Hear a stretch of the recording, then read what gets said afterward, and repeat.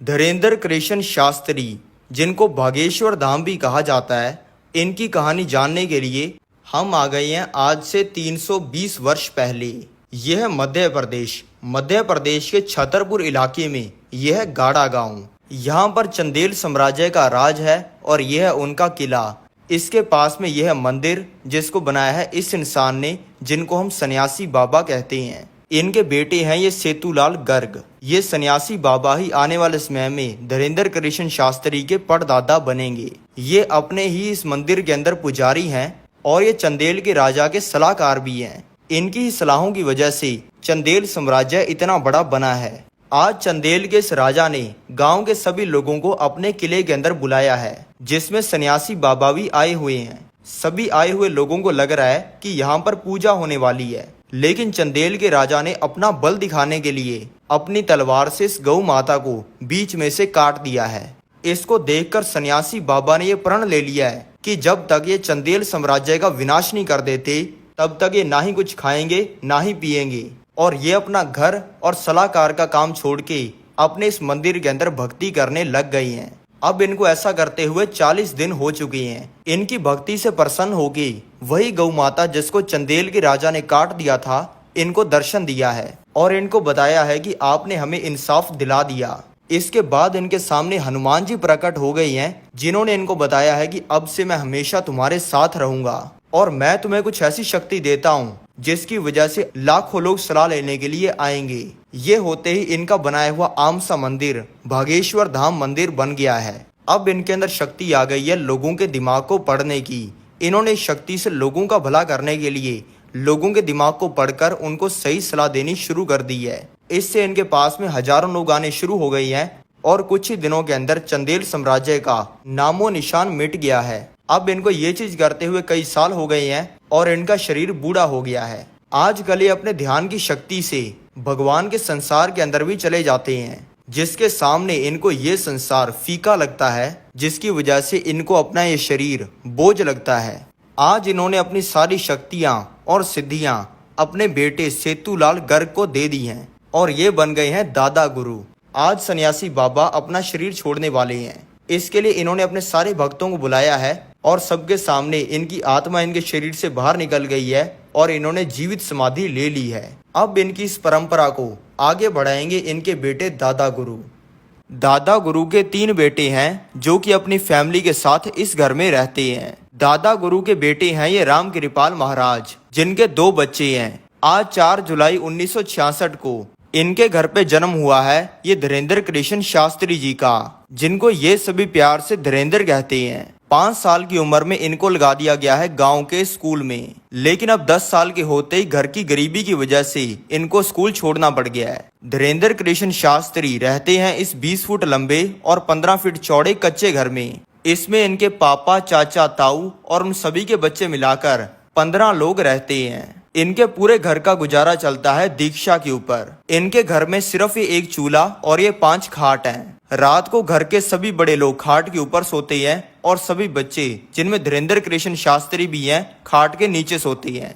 इनके परिवार को जो ब्राह्मण होने की वजह से दीक्षा मिलती थी, वो अब मिलनी कम हो गई है और इनके पिता ने काम करना छोड़ दिया है, जिससे अब इनके पास में खाना खाने तक का पैसा नहीं है। अभी ये 10 साल के बच्चे हैं और इनके पड़ोसी ने गांव का पहला टीवी अपने घर पे लगाया है। ये सभी बच्चों के साथ डेली रोज रात को 9 बजे टीवी देखने आते हैं। आज इनको ऐसा करते हुए 14 दिन हो चुके हैं और आज है 15वां दिन। बाकी बच्चे तो 9 बजे टीवी देखने आ गए थे, लेकिन इनको कुछ अर्जेंट काम हो गया था, इसलिए ये पहुंचे हैं 9:15 पे। लेकिन इनके आते ही ये पड़ोसी जिसने अपने घर पे टीवी लगवाया हुआ है, इसने सबके सामने ये बोलकर कि ये गरीब यहाँ पे रोज टीवी देखने आ जाता है, टीवी को बंद कर दिया है।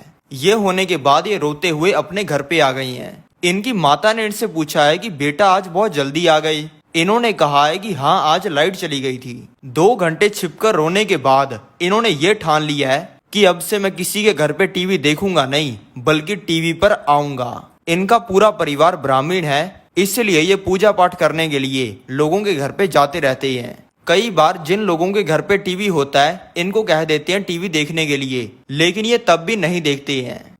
दादा गुरु के पास अगर कोई भी आता है तो वो पहले ही पर्चा बना के रख लेते हैं कि सामने वाला इंसान क्या पूछेगा, और फिर उस इंसान की परेशानी सही हो जाती है। किसी को तो इससे नौकरी मिल जाती है, किसी की बीमारी सही हो जाती है, तो कोई अमीर बन जाता है। इसलिए धीरेन्द्र कृष्ण शास्त्री का सोचना है कि अगर हमें दादा गुरु किसी गड़े हुए धन के बारे में बता दें तो हमारी गरीबी दूर हो जाए।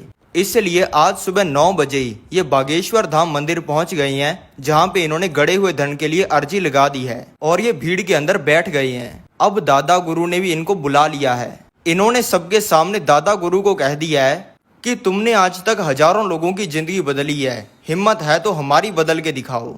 ये सुनते ही दादा गुरु ने इनको रात को आने के लिए कह दिया है। फिर रात को धीरेन्द्र कृष्ण शास्त्री पहुंच गए बागेश्वर धाम मंदिर, जहां पे जाते ही इनके दादा इनका हाथ पकड़ के ले गए इनको हनुमान जी की मूर्ति के सामने। जाते इन्होंने कह दिया कि आज से ये तेरे और तू इनका, और ऐसा कहते इनको भगवान का प्रकाश दिखा।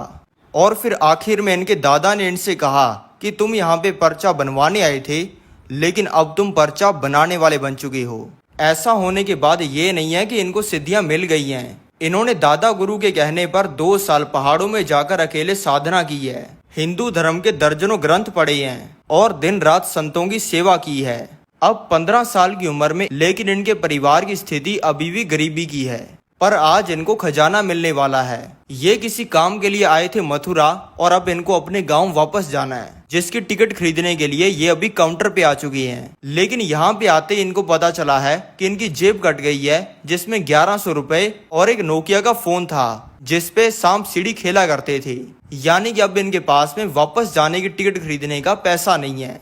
इन्होंने अपने दिमाग से ही हनुमान जी को सवाल पूछा है कि अब मैं वापस कैसे जाऊं, और आगे से आवाज आई है कि एसी डब्बे के अंदर चढ़ जाओ। ये सुनते ही ये एसी डब्बे के अंदर चढ़ गई हैं। इनको लग रहा था कि यहाँ पे इन्हें सीट मिलेगी, लेकिन सीटें तो सभी भरी हुई हैं। इसलिए ये आके खड़े हो गई हैं ट्रेन के ये कंपार्टमेंट के पास में। अब एसी डब्बे के अंदर भी चढ़ के एसी का मजा ना ले, ये तो हो ही नहीं सकता। इसलिए ये ट्रेन के डब्बे को बार बार खोल लेती हैं और ठंडी हवा लेकर बंद कर देती हैं, जिसे देखकर ट्रेन में जा रहे एक इंसान ने कंप्लेंट कर दी है और इनके पास में टीसी आ गया है, जिसने आते ही पूछा है कि तुम्हारी टिकट कहाँ पे है। इन्होंने आगे सिखाया कि मेरे पास में टिकट नहीं है। ये सुनते ही टीसी ने बोल दिया है कि तुम्हें 1200 रुपए फाइन देना पड़ेगा, 6 महीने जेल जाना पड़ेगा, और मैं अभी फोन करके पुलिस को बुला रहा हूँ। और टीसी ने फोन अपनी जेब से निकाल लिया है, जिसके जवाब में धीरेन्द्र कृष्ण शास्त्री जी ने अपने डब्बे में से हनुमान जी को निकाल लिया है और कहा है कि मरवाओगे क्या। ये कहते इनके दिमाग के अंदर कुछ हुआ है और इन्होंने टीसी को बोल दिया है कि तुम्हारा नाम अमर सिंह है, तुम्हारे पिता का नाम अमंग सिंह है, तुम्हारे बच्चा नहीं हो रहा, और तुम्हारी लुगाई का नाम सविता है। ये सुनते ही टीसी ने इनका हाथ पकड़ लिया है और वो इनको इस ट्रेन के डब्बे में से लेके जा रहा है। धीरेन्द्र कृष्ण शास्त्री जी को लग रहा है कि अब तो अपना जेल जाना पक्का है, लेकिन इस टीसी ने तो फर्स्ट क्लास डब्बे का गेट खोलकर इनको बैठने के लिए कह दिया है, जिसकी टिकट ही 5000 की है, और अब ये आराम से इसमें सो गई हैं। अब ये कुछ ही घंटों में पहुंच गई हैं अपने गांव के डिस्ट्रिक्ट छत्तीसगढ़ में, और अब इनका उतरने का टाइम हो गया है। टीसी ने इनसे फाइन तो लेना क्या था, बल्कि इनको 1100 रुपए दे दिए हैं, और धीरेन्द्र कृष्ण शास्त्री जी ने टीसी को कह दिया है कि तुम्हारे बच्चा पक्का होगा। अब धीरेन्द्र कृष्ण शास्त्री जी ने सोच लिया है दरबार लगाने का और लोगों का भला करने का। इस दरबार को कभी अंधेरी के अंदर पेड़ के नीचे, या हड्डियां जमा देने वाली सर्दी में टेंट के अंदर, या फिर जून जुलाई की गर्मी में कमरे के अंदर बैठकर लगाते हैं। लेकिन ये करने की वजह से इनको पूरी दुनिया के द्वारा मालाएं नहीं मिलती हैं, बल्कि अपने दोस्त और रिश्तेदारों के द्वारा ताने मिलते हैं। सभी इनको कहते थे कि और बाबा जी, लोगों का भला करके खुद का कितना भला कर लिया। इनके दोस्त ने कहते थे कि बाबा जी, आपके दादा गुरु हमारा क्या भला करेंगे, वो तो आपका ही भला नहीं कर पाए। लेकिन धीरेन्द्र कृष्ण शास्त्री जी को इन तानों से तोड़ने की तो बहुत कोशिश की गई है, लेकिन इनको ये ताने तोड़ नहीं पाई हैं। इन्होंने अब दरबार लगाने लगातार शुरू कर दिए हैं, लेकिन इनके दरबार में 5 लाख लोग नहीं आते हैं, बल्कि सिर्फ 5 लोग आते हैं। इस समय में ऐसा लग रहा है जैसे भगवान इनकी परीक्षा ले रहे हैं और ये देख रहे हैं कि धीरेन्द्र कृष्ण शास्त्री अपनी इन शक्तियों से लोगों का भला करते हैं या फिर अपना भला करते हैं। इतनी दिव्य शक्तियां होने के बावजूद ये किसी से 1 रुपया नहीं ले रहे किसी की समस्या का उसे समाधान बताने के लिए। भले इनके दरबार में आईएएस ऑफिसर आ जाए या फिर मंत्री आ जाए, लेकिन इनके दरबार में पहले पर्ची उसी की लगती है जिसकी पहले पर्ची लगनी चाहिए। इनकी ये दिव्य शक्तियों को देखकर इनके पास में बहुत सारे कोई बुरा काम करने के लिए लाखों करोड़ों रुपए के ऑफर आते हैं, जो कि इनकी गरीबी को झट से खत्म कर सकते हैं, लेकिन ये हर किसी बुरे काम को मना कर देते हैं। अब इनको ये करते हुए कई साल हो गए हैं और इनकी उम्र हो गई है 26 साल की। अब इन्होंने अपने दादा के मंदिर बागेश्वर धाम के पास में दरबार लगाना शुरू कर दिया है और अब इनके पास में कई सौ लोग डेली आने शुरू हो गए हैं। आज इनके पास में ये कुछ यूट्यूब चैनल वाले लोग भी आए हैं जो कि इनको रिक्वेस्ट कर रहे हैं इनकी वीडियो यूट्यूब पे डालने के लिए। धीरेन्द्र कृष्ण शास्त्री जी ने हाँ कर दिया है और इन्होंने अच्छे से शूट करके इनकी पहली वीडियो यूट्यूब पे अपलोड कर दी है, लेकिन किसी को भी पता नहीं था कि क्या होने वाला है। रातों रात इनकी ये वीडियो वायरल हो गई है और इनकी वीडियो को व्हाट्सएप, टेलीग्राम, इंस्टाग्राम, यूट्यूब हर जगह पे शेयर किया जा रहा है और भारत के हर नागरिक के फोन में यही चल रही हैं। ये देखकर इनके पास में और ज्यादा लोग और मीडिया वाले आने लग गए हैं और देखते ही देखते इनका ये दरबार बढ़ता जा रहा है। और अब 2024 में धीरेन्द्र कृष्ण शास्त्री जी के बागेश्वर धाम पंडाल में कई बार तो 10 लाख लोग भी आ जाते हैं, जिनको बागेश्वर धाम सरकार प्यार से पागल कहते हैं। और आज भी ये 10 लाख लोगों के सामने वही सेम चीज करते हैं जो कि ये आज से 5 साल पहले 10 लोगों के सामने करते थे। ये सामने वाले इंसान के बोलने से पहले पर्चे पर लिख देते हैं कि आपके घर पे चोरी हुई है, किस इंसान ने चोरी की है, आपकी शादी कब होगी, आपको कौन सी बीमारी है, आपका क्या नाम है। और अगर कोई बागेश्वर धाम सरकार की परीक्षा लेने की कोशिश करता है तो बागेश्वर धाम सरकार वो चीजें भी बता देते हैं जो कि सामने बैठे इंसान के अलावा किसी को नहीं पता होती। बागेश्वर धाम अगर बाहर के देशों के अंदर भी पंडाल लगाते हैं तो वहां पर लाखों की भीड़ आती है। भारत देश में शायद ही ऐसा कोई है जो कि धीरेन्द्र कृष्ण शास्त्री जी को नहीं जानता।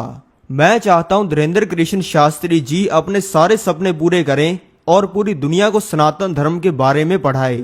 तो मैं आपसे मिलता हूं अगली वीडियो में। जय बजरंग बली, जय श्री राम।